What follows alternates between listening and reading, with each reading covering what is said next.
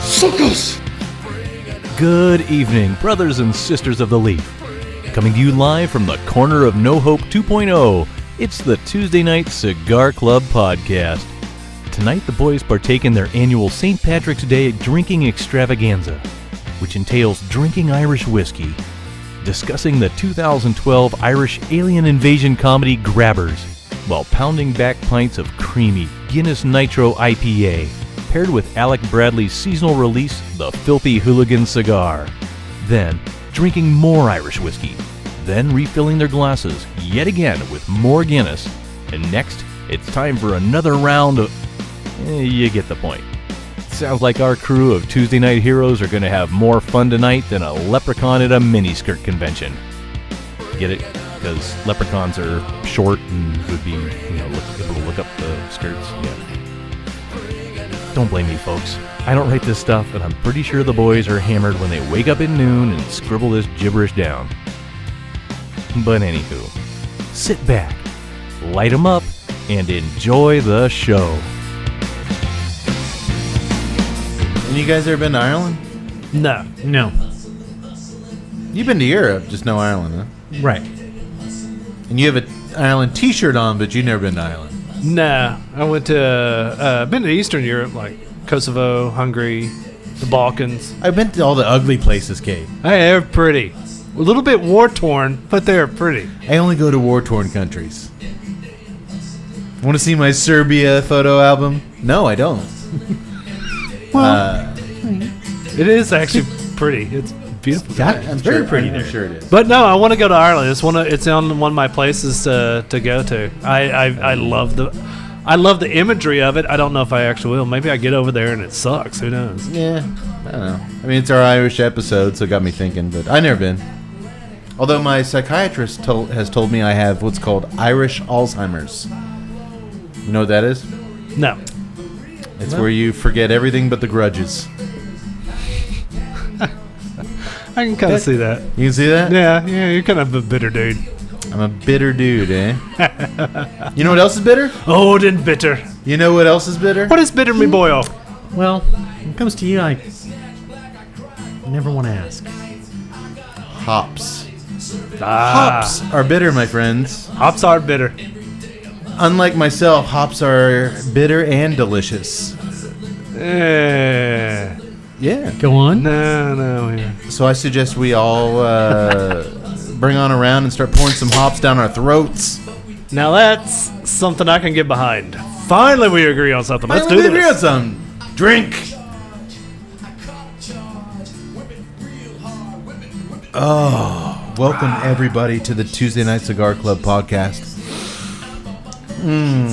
Episode 28, our very special St. Patty's Day extravaganza. Did you guys know you were in store for an extravaganza tonight? I had a sneaking suspicion. You thought it was going to be a special. You didn't think it was going to be an extravaganza. It's far too soon to tell. Gonza? Extravaganza? I think it's Gonza. It's Gonza. I think it's Gonza. Ours is a Gonza. Yes. Everybody wearing green of some sort?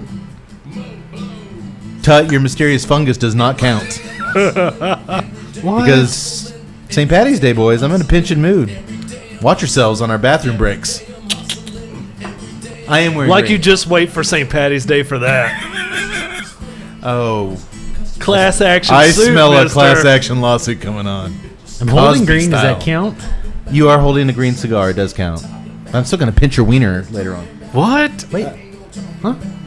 Who? Tuttle, how dare you say that? That was not me. This is podcast for the, people. this is, I'm putting this one up on YouTube. This is that the is folks not that me. only listen to us and they can't tell who said what. But if you're smart, you'll subscribe to us on YouTube and you can see who actually threatened to pinch Cody's wiener. Wow. So I think, another subscriber just dropped off of our YouTube page. It's just seconds before the lights get shut off in this place. And oh, I'm just kidding, of course. No, he's not.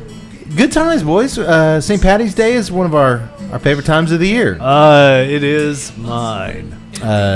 Cody, when the folks listen to this, they'll be hopefully up at O'Brien's Irish Pub in historic downtown Temple, Texas. dancing and drinking their faces off. That's what I'm hoping for. Loving life. Are you going to play this podcast on loop over the speakers? They won't let me. You figure you own something, you can do what you want, but no. Society. Society.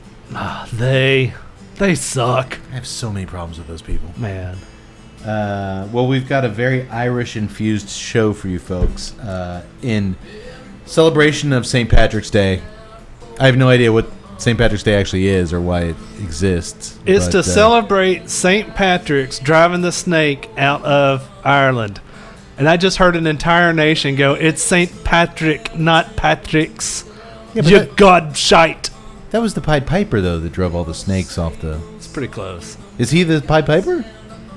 Is he like a superhero with like an identity? By day, he's a saint, and by night, he's ridding the country of snakes with a flute? No, that's the Pied Piper. That's not. That is the Pied Piper. That's not St. Patrick. Oh. Mincy deals a lot with snakes on the weekends, too, but I don't know what that's all about. I'm not dealing with Mincy's snake. No. Well, brothers and sisters, we're going to have a fun show for you tonight. And I want to kick it off right away with a special guest. Who saw that coming? To introduce tonight's special St. Patrick's Day cigar, I'd like to welcome Mr. Casey Aldulami. Casey's an old friend of ours from Cats, going back a ways. A couple of days. Back away, a couple years. I think we first met Casey at Cats Fest 1. Yes. That's the first time I saw it. That's the first time I saw it, too. We hung out quite a bit. And, 4 years ago. And, of course, on the Facebook group before that. And since that time, he happens to have become one of the legendary road warriors of Alec Bradley Cigar Company.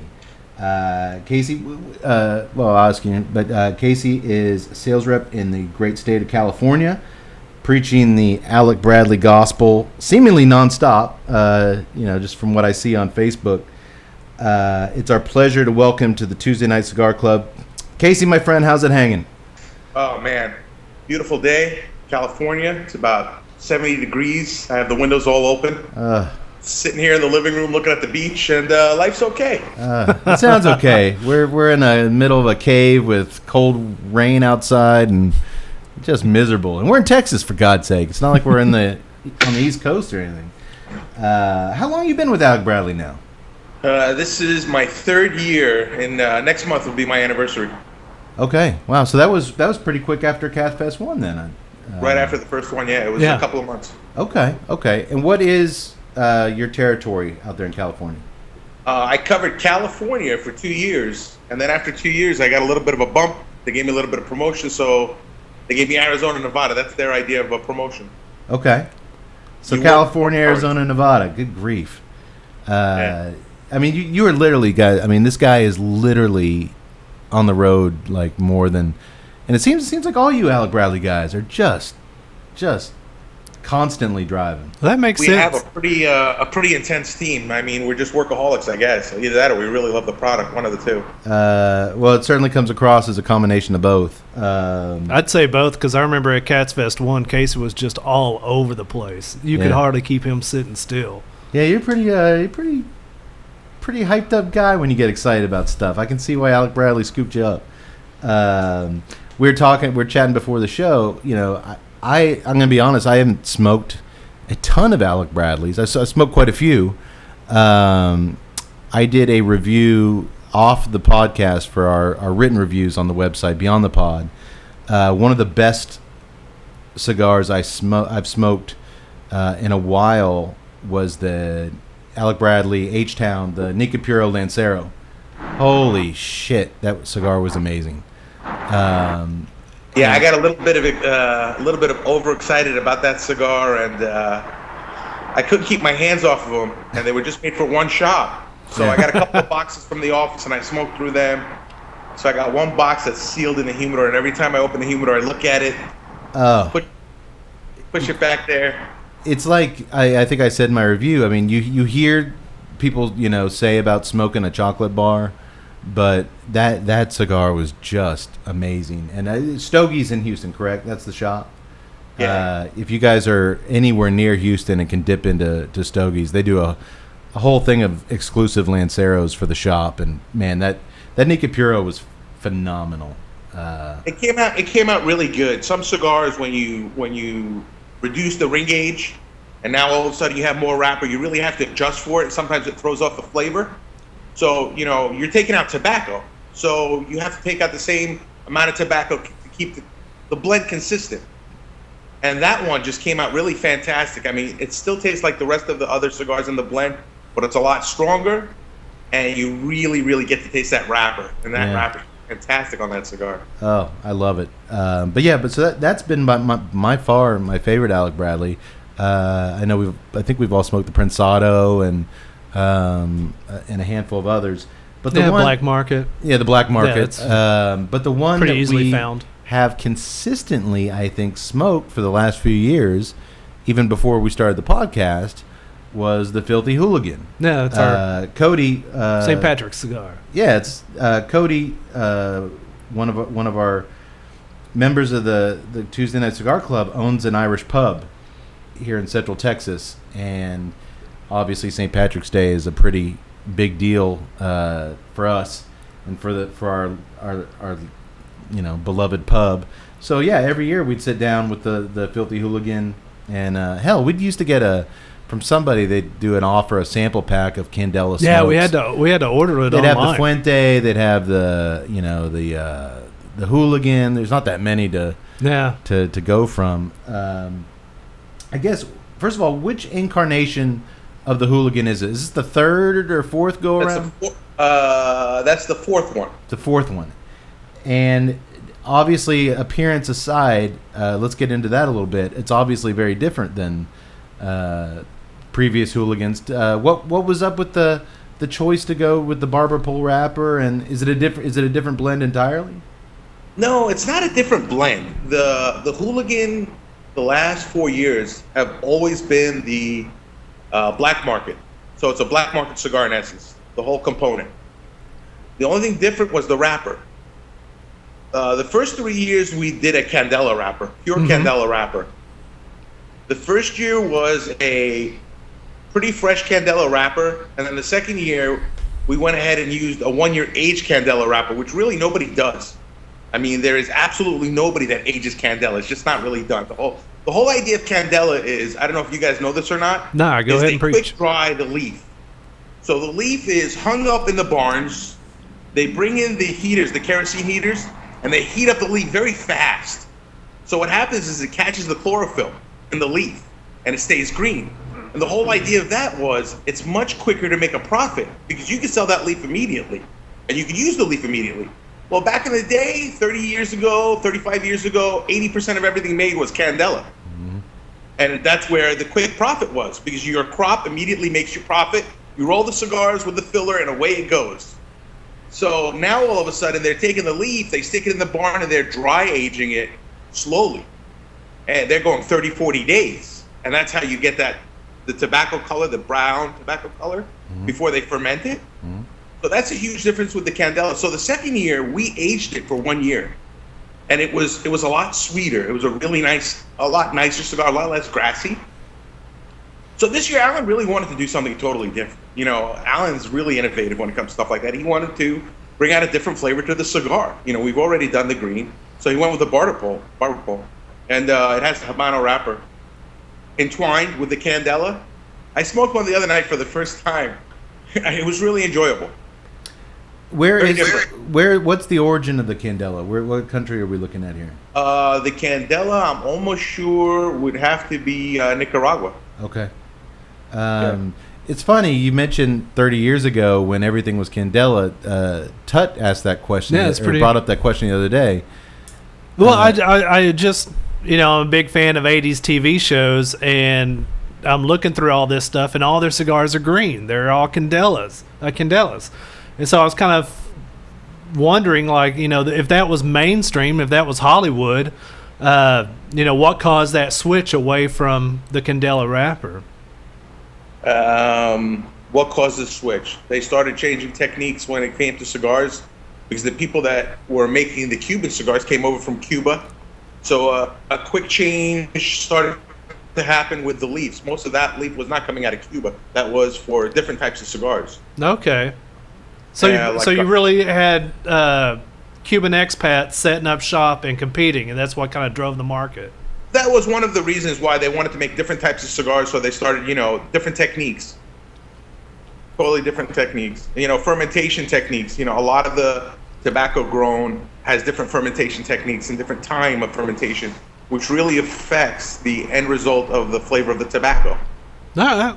Some guys, a lot of times why people buy Cubans and they sit on them for 5-6 years is they really don't ferment that much tobacco. Yeah. Where in Nicaragua and Honduras, Lajero, which is, you guys all know this is the strongest component and the thickest component. That's 12 to 18 months in a lot of places that they will ferment for a good cigar, because the sugars will all get sucked out of the tobacco and you really taste the tobacco. Yeah. Why don't you think it's used more? I mean, it's become, in premium cigars, it's become a novelty that people just kind of play around with. I was about to say you just heard what you just said. It's a novelty. It's just a novelty, eh? Real Tuesday Night Cigar Club is bringing Candela back. Are you saying, Casey, that real smokers know there's better shit out there, and why waste time with a Candela? No, not at all. It's not really a matter of that. It's just a matter of personal taste. Yeah. And I don't know if a lot of people have that palate for that flavor profile. It's just like cigars. There's certain country cigars where you get them, and they have a certain kind of sourness to them, metallic taste. And there's a certain region where the milder cigars kind of taste like that to some of us that have the palate to pick it up. A lot of your Connecticut's that are really mild Connecticut's from the Dominican, in my palate, that's what I get. Some people really go for that flavor, So all these different regions have different tobacco, and some guys have a palate for certain things that, others don't taste. No, that totally makes sense. It does, but it's funny how much it's come up lately, the Candela wrapper, and I think that's just because I'm bringing it up. Well, no, but you're right. I mean, the cigar industry is, damn it, Tut, let it die. When I used to get my hands on cigars as a youngster, through means that I'm not ready to divulge on the show, they were the old Grenadiers, the old Candela, 8 inchers. They were the Grenadiers. They were just... Oh, those were horrible. They were, but, that's what my uncle smoked, and that's... I know. I smoked a couple of them. I remember them, but, oh, God, that was even a different type of Candela. Anyway, long story short, the cigar manufacturers would love to hook a whole bunch of people on Candela. It's just not a lot of people have a palate for that. When it's used with this, it actually has a really nice balance to it. There's a really nice sweetness and balance of the tobacco, and you'll smoke the cigar and you'll see what I'm talking about. It's very nice. No, I'll definitely let you know. We're going to light up here in just a few when we get off the phone. I think I'm much more inclined to like it just because, like I said, it's just kind of a sentimental thing for me. But I've really enjoyed the last few Hooligans, but I'm really excited. I think, doing the barber pole is a smart move. It's a very attractive cigar. It is. A friend bought a box, and he opened up the box and immediately handed me one. And I'm like, thanks. And I looked at the cigar for the first time, when somebody handed me one, other than just opening the boxes and looking at them. And it's a very attractive cigar. Let the tobacco heat up, so when you're closer to the band, be careful with the bands. For whatever reason, we have switched over to these unbelievable bands on all the cigars. The Tempest, all the different cigars have these, like this coil that I'm smoking. Uh-huh. Watch this band. I mean, it's a really effortless band. It comes right off. Yeah. With that one, they just a little tight. Tight on those bands. Oh yeah, I can actually just kind of okay. Yeah, we'll keep an eye on that. But it's just who's not going to go, into a cigar shop and immediately your eyes are drawn to. It's eye candy, definitely. It's definitely eye candy, but there's novelties. But when it comes from a respected manufacturer like Alec Bradley, Did you see how nice the cap is? Oh yeah. I mean, it's a beautiful cap. You really get to see the craftsmanship of a cigar when they use Candela because of the contrast. So you really get to see the work on that cigar. There's no messing around. They can't do a rush job on it, or it's gonna show. Absolutely. The draw was fantastic. Just a really good cigar. Well, good deal. Well, hey, what's coming up with Alec Bradley? Anything you can give us a heads up on? I really don't know anything. This is the first time in years since working for the company where I don't know about any new projects. We're coming up on our 20th year, so I'm wondering if we're going to come out with something special. That would be really cool. I got to tell you, we have come out for the past 2 years, especially, some unbelievable cigars. I mean, I don't know if you've tasted the Post Embargo yet. Yes, I did. And I forgot about that one. I did like that a lot. What did you think of that? Well, I hate it when this happens. I'm gonna preface it. I was drinking, Casey. I put you on the spot. What did you think of that 6 months ago? Anyway, long no. I actually remember the night specifically, and I remember liking it. I was in a dark place. It was a happy. I needed a life ring, and there was Alec Bradley. The sea was angry that day. Is the Post Embargo doing really well for you guys? I imagine it is. That is quite an exceptional cigar. The flavor profile is really fantastic. It's really a medium body, a lot of flavor. It's very balanced, very earthy. There's a little bit of spice. It's an extremely well-balanced cigar. It's, Alan calls it the evolution of what 40 years of cigars should have ended up after the embargo, and that's the whole story behind the cigar. Oh, okay. I should mention real quick, Casey keeps referencing Alan. That's Alan Rubin, the founder of Alec Bradley. We get, unlike a lot of podcasts, we got a lot of film people, a lot of craft beer people. So, I just want to kind of catch everybody up to speed. 20 years. Holy shit, really? Yeah. So the Post Embargo is one we just recently put out. That was the last one we put out. Right before that was the Tempest Nicaragua. And the Tempest Nicaragua is a 100% Nicaraguan cigar in the Tempest profile. So built around the Tempest type of profile. And there's 7 different types of tobacco in the cigar, which is extremely complex. The average cigar has 5 components. Yeah. Five if you're lucky.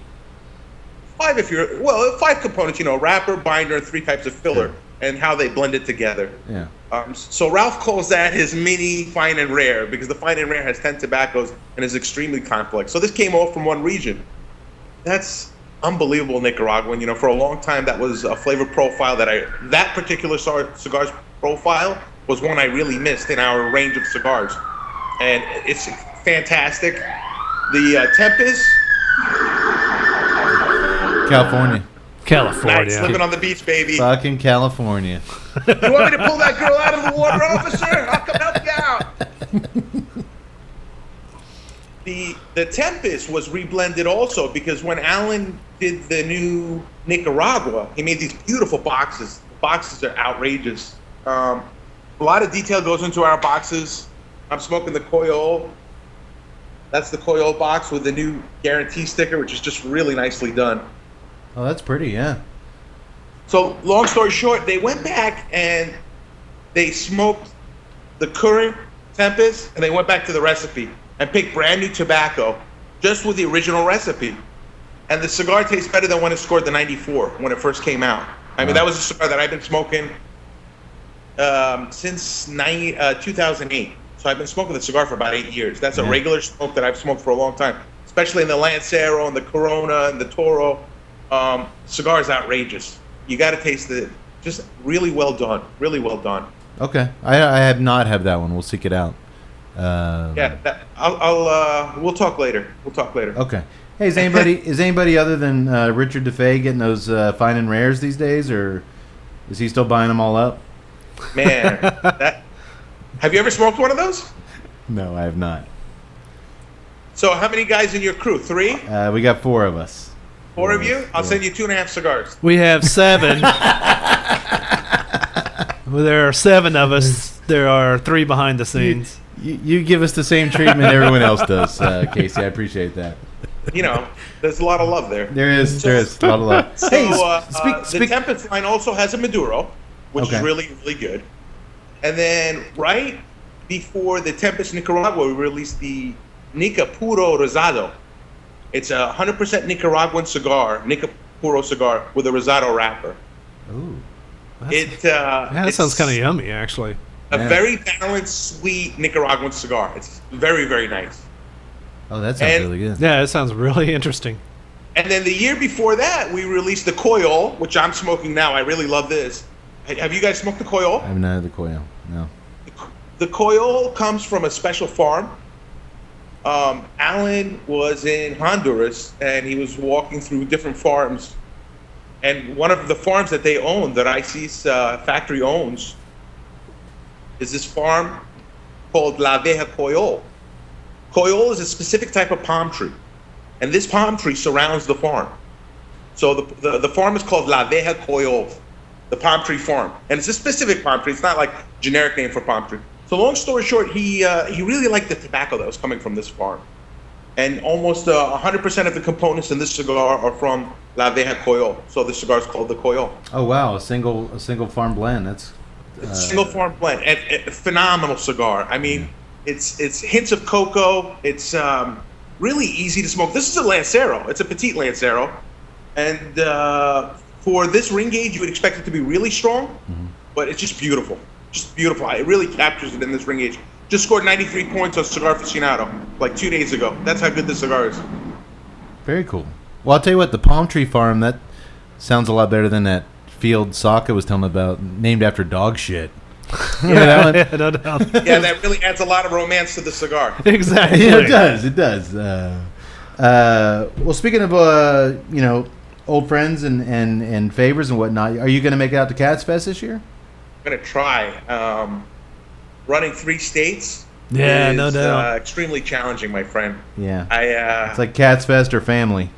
no, it's not even a matter of that. It's a matter of when I took on the extra territories, everybody wants to be bravado, but, Arizona has 70 accounts. Yeah. And when I say 70 That's accounts, a lot.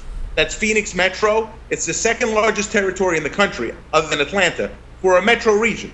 An area where you can drive within an hour and a half. So, and those accounts are active accounts. These are not little guys that just sit around and do nothing. Yeah. Big, massive accounts, bars, some beautiful places. I don't know if you've heard of like Foxes. No, Foxes. I'm not familiar with Foxes is Arizona. 2 cigar lounges, one in Gilbert and one in Scottsdale. They have these Okay. massive high-end bar, man. Any alcohol you can imagine. Bourbons, I mean, ridiculous stuff. 40-year-old stuff, 50-year-old stuff, 10-year-old stuff, whatever you want. And extremely reasonable, Matt. Like Noah's Mill is something I drink in California. It's a 15-year-old bourbon. Normally in the bar here, it's $20 at the cheapest you'll find it. There, it's $8. Oh, that's nice. Nice. I mean, this guy is not gouging anybody. Right. That's a place to get in trouble. Beautiful selection of cigars. There's some other places. Cigar King in Scottsdale has one of the most fantastic selections of cigars anywhere, and he ships all over the country. Some great places, man. Just guys that really work. And then California is no joke. It's a massive state. I have about 120 accounts. I cover from San Diego border all the way past San Francisco. That's a nice 9-hour drive. Jeez. And as long as it's long, it's also wide. Yeah. So there's accounts stacked up. So you got to go up one road all the way up the country, and then down all the way down the state. You go back up the road, and you're visiting all these accounts up and down the road. And takes me, for Northern California, usually takes me 12 to 14 days. And I'll leave one day and come back, and there's no weekend, there's no nothing. You're just out there working. And you visit accounts every day, 6-7 days a week. But you know what? This is our first talk with, and I think it helps that I've, been friendly with Casey for so long now. But it's our first talk with just, a sales guy out there introducing product. And dude, you seem so damn happy all the time, and I know you kind of. I know it's not just a face for the kind. I mean, dude, you literally love what you do. I've done a lot of crazy things. All kinds of different things. I've ran a major company. I've worked for other people. Most of my background is sales training. So I train other salespeople and manage other salespeople.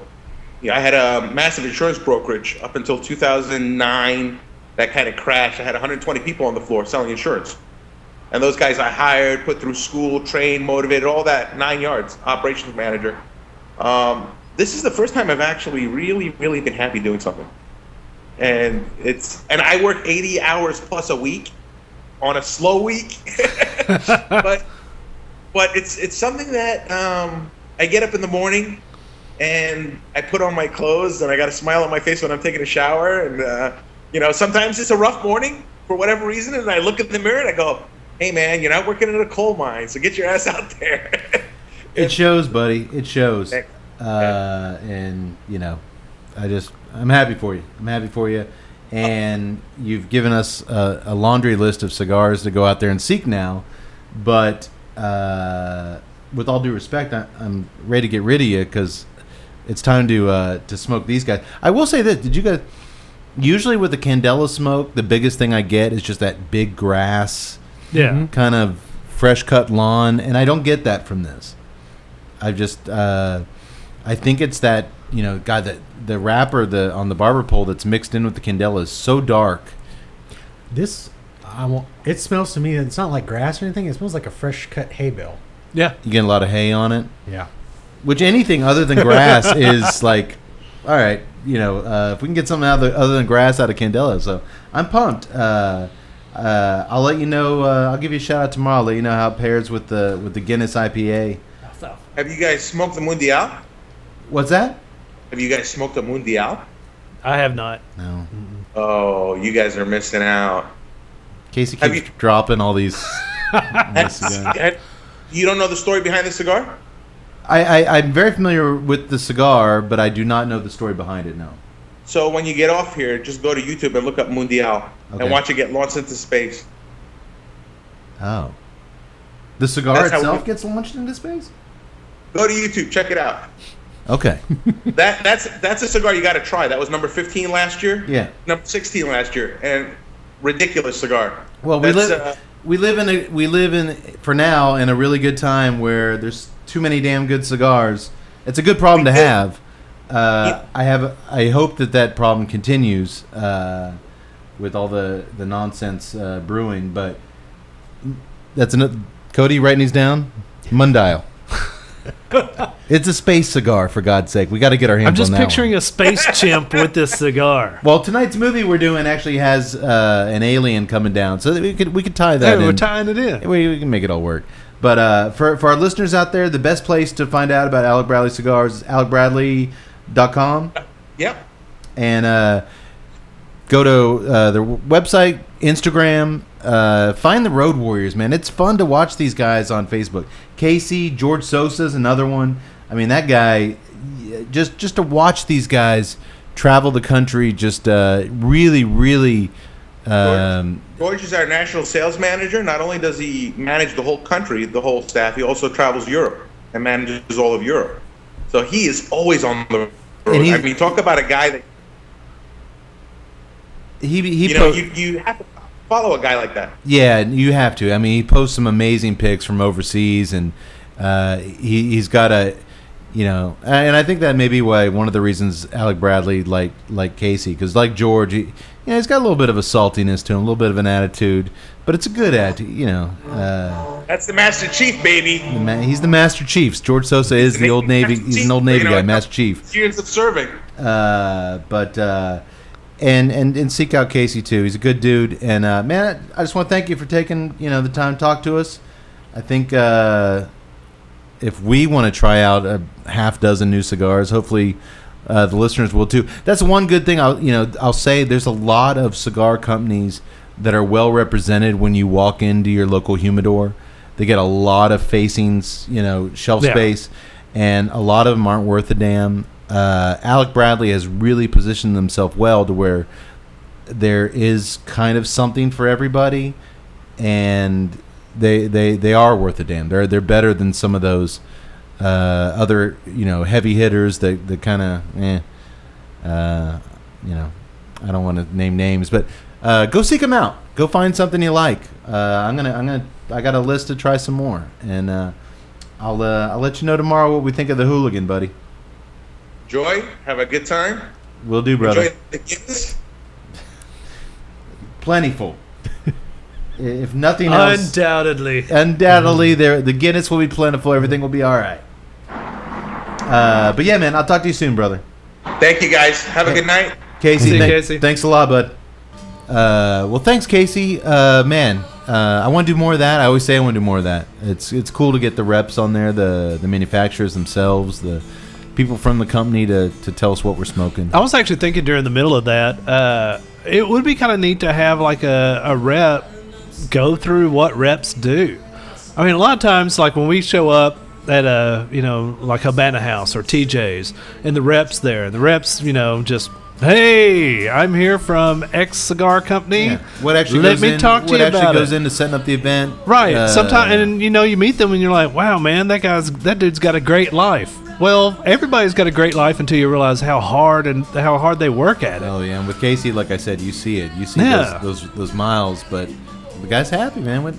So yeah, next time we do an Alec Bradley, we'll bring Casey back and we'll dig into the life of a road warrior. That's why you were talking about looking them up on Facebook and Instagram, which I agree with.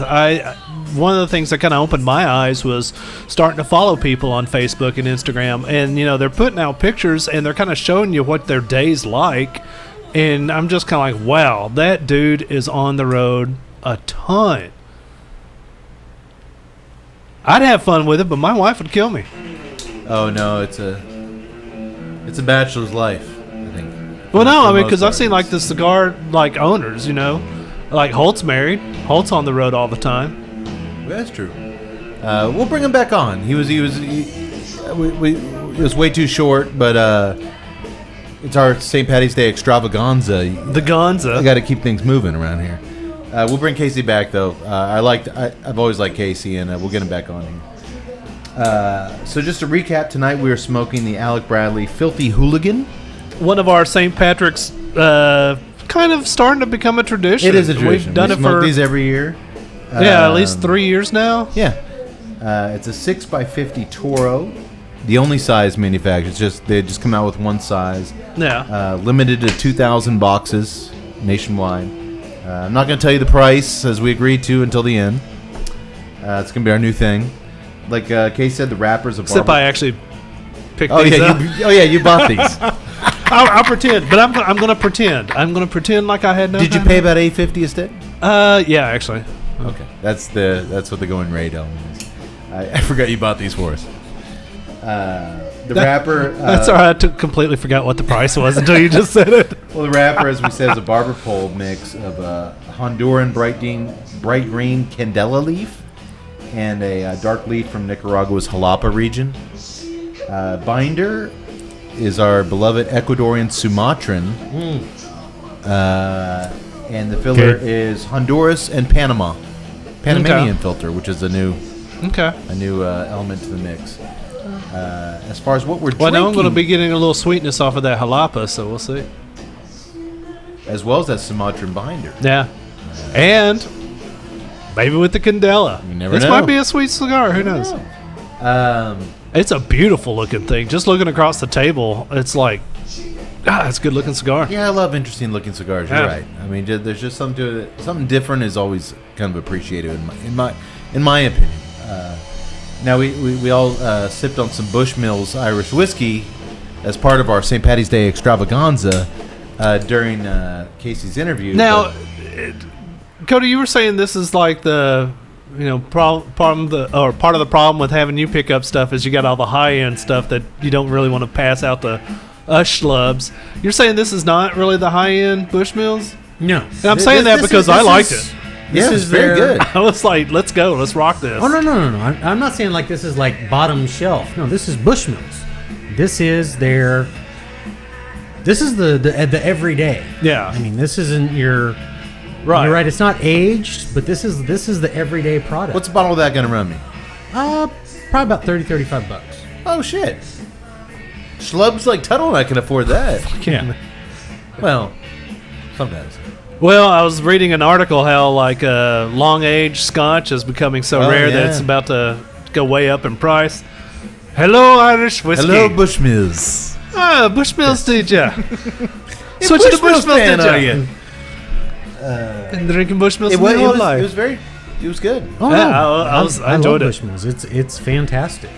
Well, Yax, what? Now that we tend to try to pair a cigar best we can with a unique and exciting beer. I'm so proud of myself that you guys haven't had this yet. I have not. Especially knowing what a big Guinness fan Tut This is, is and what a big IPA fan Cody is. It was rare that I could slip something in that nobody had. What are we drinking tonight, buddy? We are drinking the Guinness Nitro IPA. It scares me. It should. 'Cause I have not had it, and I have been. This has become a trend where people. Obviously, Guinness is very famous for putting nitrous into their stout, Right. which is everyone 50s. loves it. They started that in the 1950s, correct? I believe so. Introducing the concept of injecting nitrogen into their draft beer. But and that's obviously what made them famous. I mean, you see the commercials. If you drink Guinness, you get that well poured glass, and you look at it, and it's picture perfect. It's got 3/4 to an inch of foam on top of that dark, but you see those bubbles, and they are just cascading down. Look how many. If you really look close, look how many of them there are. I But now totally don't see them. Oh, I can see it. You got to really. They're so small. Now that occurs. But see, that usually almost right looks at the like- beginning. The problem is that and kind of the little thing about just the cascading that you're seeing is actually occurring on the outside. On the inside, the bubbles are rising up. Yeah. Because now it's not pure nitrous. Right. It's usually about a 70-30 mix between nitrous and CO2. Nitrous is really, and people are getting far more excited, and people are always looking for something new in terms of beer now. Why? Well, I'm not saying that it's that's a fair question, I think. Now, as far as this beer, it utilizes the infamous Guinness, the widget, the nitrogen widget that they put inside the can of beer that gives it the nitrogen infusion. Even though they're infusing it with the nitrous during that because the nitrous is insoluble. It's not going to mix with normally. It takes pressure to force it into the liquid, and so that's kind of one of the things why a lot of brewers don't do it. They can't use your standard equipment for that. It takes a higher pressure rating if they're going to put nitrous into the beers. So that's why it's like, why don't some of the brewers or why doesn't my local brewer or craft brewer do this? It Takes big bucks to pony up. Correct.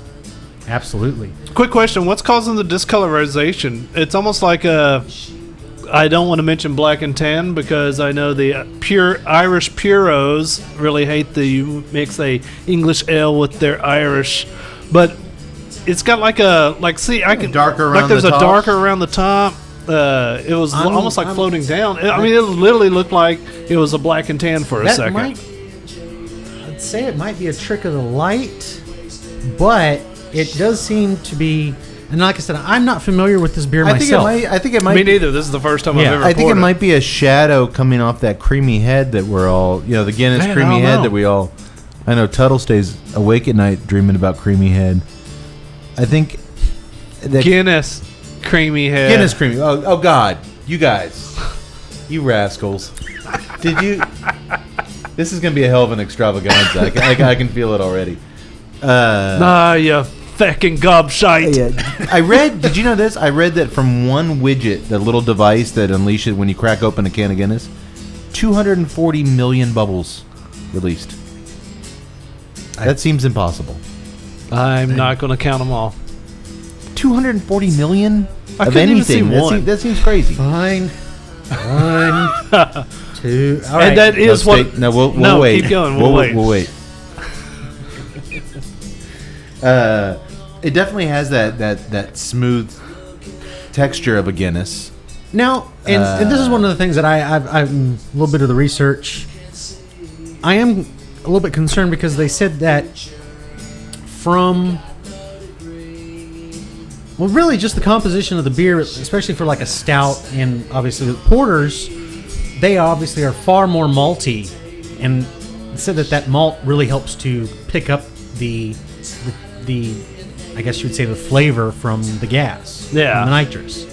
Whereas I'm not sure that an IPA is going to do that. I'm really curious to see what you guys think of this. mean, right now I'm about half a glass in, and it has a I feel like I'm drinking air. Yeah. kind of. Well, you First drink of all, Guinness, and it's what's that incredible what's- creaminess what's- that you get. That Oh, mouthful. it's creamy. It is creamy. But this is an IPA. What with is the that IBU on creaminess. this thing? Speaking of IPAs, what is the IBU on this thing? The IBU on this is actually it's supposed to be. I think it was like 40 something. It's too funky. My words will crash. Okay, and this is the first thing. This is more of the European style IBA, which not is- the American. I read it was 44 IBUs, Yeah. which to those guys would be bitter. Correct. To us West Coast IPA aficionados, this is nothing. No, There's no bitterness whatsoever. no. This is like just it half. This is Half. But I'm not getting any bitterness whatsoever. Well, and I think Well, also the point. problem is I do taste it, and it's fucking up my Guinness taste. Well, you're expecting My Guinness. brain, it's not Guinness. I know, but No, that's get the your problem head that out my of that. brain is. That's something you need to overcome internally. No, that's something that the company's going to have to figure out. Well, no, you're drinking and this is where I think this is what's really kind of messing with me is that it's because of the nitrous, and obviously it's giving you it's a creamy IPA, and it's not a cream ale in that sense. I kind of wish it Like were. What are you? like a delicious What are Boddington's. you? What ugly. fuck are you? What is this thing I'm holding? Man, to me, it's like that Western actor who made a career of being tough and rugged and telling it like it is, and then all of a sudden switched to does a chick flick, and it's the Bridges of Guinness Nitro IPA, and it's fucking with me. I'm not All right. saying that it's bad. It's just it's messing I'm with going to my say head. this. It's going to take me at least 7 or 8 of these to get to the bottom of this mystery and to figure out As it should. I agree with what that. this beer is. We're totally agreeing tonight, man. But early on, I just, if you gave this to me, nowhere in my mind would the letters IPA pop up. No, I'm still having a very difficult time getting my brain to accept I'm supposed to be drinking an IPA. Yeah. There's nothing IPA about this to me. Then the problem is I'm thinking that I'm trying to drink a Guinness and it's not happening. I know it's got 5 different hops from Europe and America in it. I know they really. They took some time. Yeah. I'm just. Yeah, I'm not going to poo on their effort here. It's my own. It's me. It's not if you. you're looking for it's something me. creamy and rich like Guinness with a bitter hoppy finish, I'm not getting the bitter hoppy finish. But then again, once again, being a couple of IPA guys, well, Yeah, because I'm actually getting the bitterness out of it. It's just so it's. bitterness. I mean, it's not like kicking in your teeth bitter, but it's definitely a bitter presence there. IBU and it's just zero now, plain zero. IBU less than 0. Nice. Well, let me ask you this real quick before we move on. Back in the 50s, when the Guinness scientists, mathematicians, they're like real hardcore like mathematicians, scientists working on improving the drought system. When they came up with nitrogen infusion, I mean, that was huge. Like, that was a game changer as far as what you were getting from Guinness on the tap as opposed to every other beer, correct? yes. Like, and you guys, within the last year, have installed some nitrogen taps at the pub? We've always had nitrogen taps at the pub. We've had. No, we just wouldn't serve them to you guys. You never asked, No. so Of why would course. we give them to you? No, I remember way No, back when they opened, they were like, Tuttle, gonna need to get your thoughts on some things. And I was like, well, if you don't have nitrogen, you're nothing. And That's become a thing. We have always had since we've been That never open. happened. We've had nitrogen taps. if you had sex on that beach last week, I advise coding. That episode happens before this episode. Oh, you're right. Crap. No, this happens before that episode. Folks, real quick, in case this happens again, for the first time in our illustrious discography here, we're filming this episode after the one that will air after it. So it's You're going to hear Color of Night next, but we actually filmed that before this. We wanted to come out with a St. Patty's Day episode for you. no, you're gonna hear this and then Color of Night. Correct, but you're referencing something that nobody's ever heard before. That's right. I'm referencing the Color of Night. yeah, which won't come out for a while. No. So, I wish we had someone to edit these things. Are we editing this, or are we gonna leave it in? Let's just leave it cool to leaving it in, man. Well, let's see how the Guinness treats me. If it treats me the way a good IPA should, I won't remember this conversation tomorrow, and everything is copacetic. In the theme of tonight, I'm getting drunk. I like that. That is the theme of tonight: getting drunk. Getting to The drunk. way St. Patrick would have wanted it. I'm not really sure he was all. That's one thing that's kind of funny as a Catholic man, which, you know, they're kind of liberal in terms of the. I know that's kind of weird to say, but liberal in terms of the drinking stuff compared to the down home Baptist. But I don't think he was that big of a drinker. Was he not? One of us should really done some. It's our special St. Patty's Day extravaganza. One of us should. We're Americans. We don't give a shit. One of We us just should have drink looked it. up who this guy is and why No, it's like Cinco de Mayo. We don't know what it's for. We just drink. I think it's a light He green drank, gravy. but I don't think most people realize it wasn't drinking in terms of celebration. Well, you think about it. I mean, people drank because back in the day, the water was not very sanitary. They knew that the alcohol, the wine and beer, and Yeah, but they also drank because they were miserable. no. Times were shit back then. Did they know that though? You never really know you're in the shit half until your you're kids deep. died before they got to like the age of Yeah, but one. that was normal. That's not like they were. You remember normal. when kids used to not die? It could be normal and still miserable. It's not like your baby dies and you're But like, "Eh, it's if okay, everything, it's but normal." if everything's This isn't like some sci-fi thing. Remember I when we think they used to know- have flying cars? no, this and- is and- I this is think they Twilight know Zone. it sucked. No, this is Twilight Zone. When everything's miserable, you have nothing to contest it with. You have that no was just context. normal I life. think they know it sucked back then when it was normal. you Even when the normal is it sucks. I think Without evil, there is no good. Do you remember when we used to have soft 2-ply toilet paper, but now all we have are these dried leaves? No, they didn't have that. We Speaking of- have that. They had dried leaves. Speaking of dried up leaves, how's a cigar treating you guys? It doesn't taste like dried up leaves. It does not. It's a little juicier than any Candela I can remember having. It is actually good. Yeah, it's a lot more wetter. It's got some More juice. wetter? It's got some heaviness to it, and it's got kind of a fullness in the tobacco that's nice. Before lighting up, it was incredibly sweet. The wrapper, just smelling Just it. on the smelling the wrapper and Yeah, the pre-draw. Yeah. It was, and like the foot. It smelled like a fresh cut hay bale. Yeah, it really did. You just Little bit I of couldn't get past alfalfa. that. Like how sweet, and like right now, just lighting up. It just, there's. I'll tell you like what. you said, there's something different. It's That sweetness, I'm about a little less than an inch in. That sweetness is still there for me in the smoke. And I will say this, almost an inch in, for a barber pole wrap cigar. Look at that. The burn line is pretty damn straight. Which Burn is line's consistent. I like the smoke profile. Oh, it's it's got pouring that out a ton of smoke. beautiful smoke profile. But I'm getting some sweetness. I'm getting the hay and the hay and that sweetness. But just a really getting rich, a hay leather. It's to a me really it's rich. What kind of goes with leather? The kind of really rich, leathery tobacco taste that I like. So far, so good. I'm digging it. that comes from the jalapa. You think so? I think so. I think you're getting the hay. You learned something at that. Damn straight, man. I'm putting my knowledge on there, I man. forgot to mention that. Go to our website. Last weekend, we all attended a blending seminar by James Brown of Black Label. Hey! No, not that James Brown. I know. I just gotta Of do it every Black time. Label Trading Company, and he introduced us to individual components of one of his cigars, and what makes the final blend and filler. And one of those was the Esteli Ligero. Mm-hmm. There's no jalapa. You're just completely off base. Yeah, but I know what jalapa tastes like. Do you? Yeah. It's sweeter. Where'd you get that from? You didn't even talk anything about jalapa. No, he did on the side of it. We were talking about the different growing regions. Cody, is he right? I don't know. He's all having his private conversations without us. All right, Jalapa's a little bit. Maybe I wasn't around for that. Well, maybe I was drunk, so I need somebody to back me up or fact check me here. Jalapa is a little bit up on the mountain, and it's sweeter growing region. Yeah, I think I did say that. Damn it. Wow.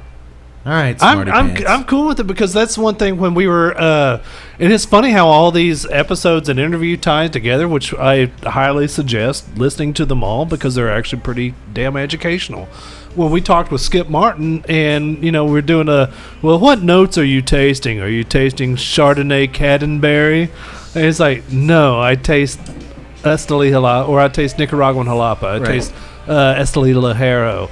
And I was like, that's the first time I'd ever heard of that, and I was totally blown away. I was like, wow, I want to learn that. Right. And with James Brown from Blackworks, it was perfect because he stripped out, gave us these little bitty smokes that were individual to the leaf. They were individual running. components of the filler, and I did not specify on our write up on the website what those were. I ran it by him. He's like, if you could be more generic, the better. Trade Halloween 3 trade secrets. Which I understand, but it is an eye opener. So get out there if you see James Brown doing a blending seminar in your neck of the woods. It's very, very much worth it. And especially if he's breaking down the NBK, which we did on the show. Yeah. Man, go to that one because one of those components is going to blow you away, my friends.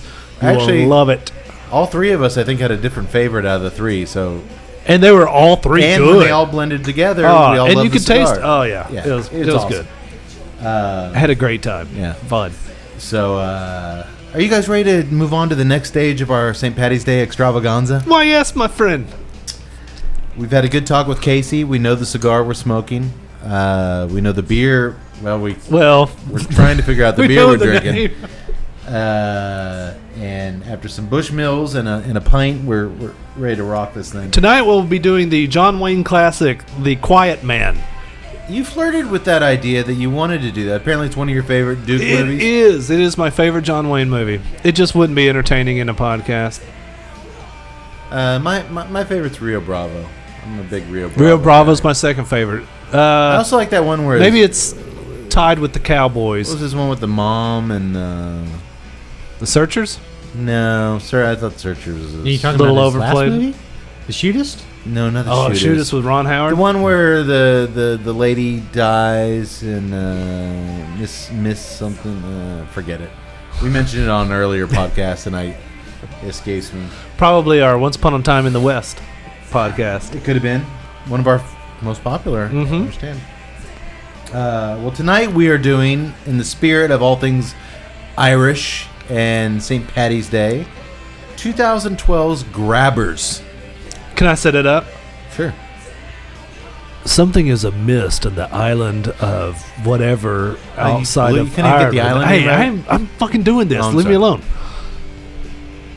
Something is amiss on the island of whatever outside of Ireland.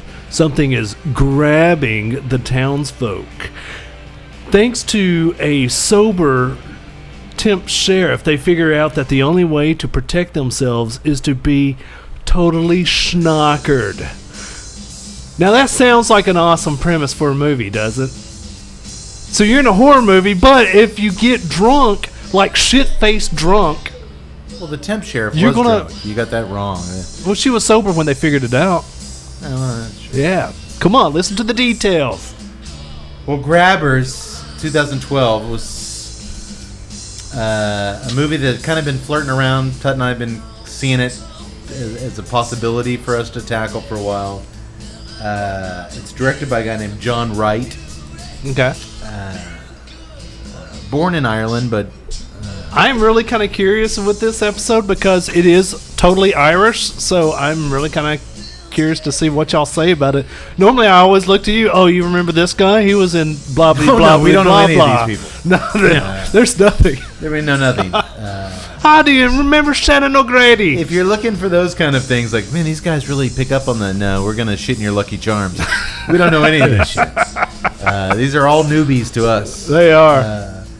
I noticed various references that the movie made, but that was about it. The movie is chock full of green clovers, purple horseshoes, and other movie references. Yeah. I'm going to stop doing that little Irish voice. That's- That will not be a thing I do. I'm sorry. But it is going to be a thing that I'm going to do.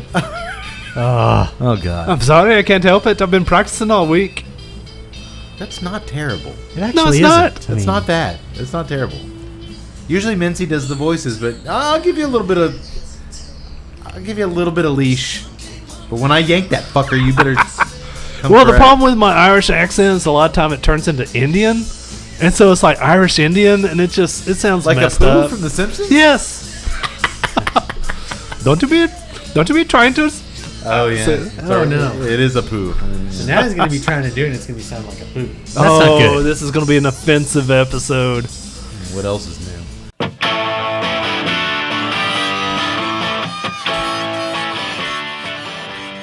To learn more about the time I met a friendly Irish lassie at my neighborhood pub and took her back to my amazing bachelor pad, only to discover an unexpected potato in her pants, well, buy me a baker's dozen of Jameson shots next time you see me crying at the end of the bar, and maybe I'll share the sad, troubling story with you. But so help me, if you order up a plate of potato skins while we're chatting, I will fucking kill you. That's real talk. You hear me, potato head? Yeah. That's what I thought. In the meantime, to learn more about the cigars and libations enjoyed on tonight's episode, you can visit www.alecbradley.com and www.guinness.com.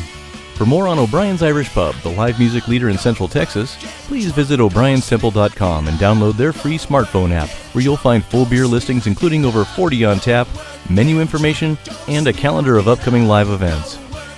To listen and purchase music heard on tonight's program, check out www.fritzbeermusic.com. Thank you for listening to the Tuesday Night Cigar Club podcast. This is Keith A. Howell saying until next time, friends, unless we see you sooner at the pub. So keep it smoky, and for God's sake, keep it ballsy as well.